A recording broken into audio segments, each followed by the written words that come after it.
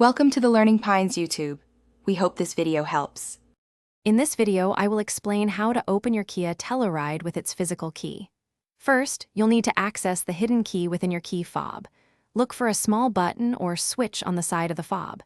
Press this button firmly, and the emergency key should slide out.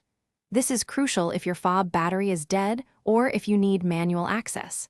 Keep this key safe, as it's your backup for unexpected situations. Once you have the physical key, head to the driver's side door.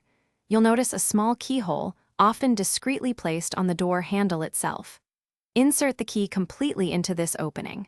Then, gently turn the key clockwise to unlock the door. You should hear a click, indicating the lock has disengaged.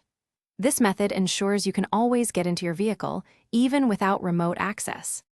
After gaining entry, you might wonder how to start the engine if the fob battery is dead. Don't worry, your Telluride has a backup. Place the key fob directly against the start/stop engine button. While doing this, firmly press the brake pedal with your foot. Then, push the start button.